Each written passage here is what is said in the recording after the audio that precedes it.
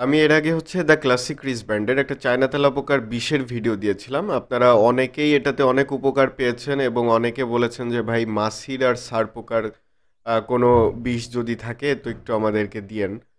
তো আসলে সার পোকার বিষটা আমার কাছে একটু রিস্কি মনে হয়েছে, যে কারণে আমি আসলে ওটার কন্টেন্ট তৈরি করিনি। তবে মাছির বিষয়টা, আমি আমার বাসায় কিছু মাছি হয়েছিল, এই জন্য আসলে এই কন্টেন্টটা করতে পারলাম।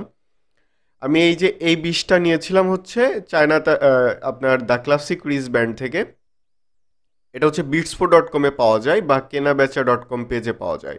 আমি ওনাদের সাথে এই মাছির বিষয়ে কথা বলে এই বিষটা আসলে তাদের কাছ থেকে নিয়েছিলাম এবং এটা হচ্ছে আমি ব্যবহার করলাম। ব্যবহার করে আমি আসলে উপকার পাওয়ার পরেই আপনাদের জন্য কন্টেন্টটা তৈরি করলাম। তো এটা কিভাবে ব্যবহার করতে হয় সেটা আমি একটু দেখিয়ে দিচ্ছি। এই বিষটা হচ্ছে একটা কাগজের উপরে এভাবে ছিটিয়ে দিবেন। দেওয়ার পরে এর উপরে পানি স্প্রে করে দিতে হবে।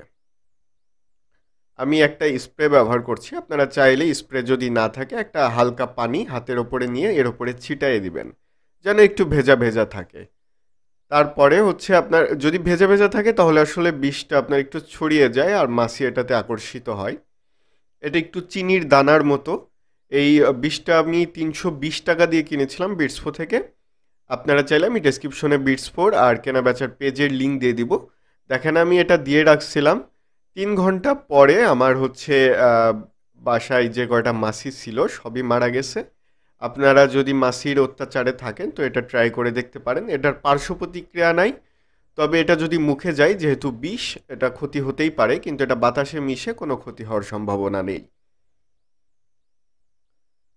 তাছাড়াও আপনারা একটু খাবার-টাবার ঢেকে রাখবেন। যদি মাছিগুলো আপনার হচ্ছে আমি যেখানে দিয়েছিলাম এখানেই সব মরে গেছিল। তবে যদি কিছু সময় ওড়ার সুযোগ পায়, খাবারে যদি পড়ে, সেটা বিষাক্ত হতে পারে। তো এ বিষয়ে আমি সম্পূর্ণ জানি না, তবে আমার ধারণা বিষাক্ত হতে পারে। আপনারা সে বিষয়ে একটু সাবধানে থাকবেন।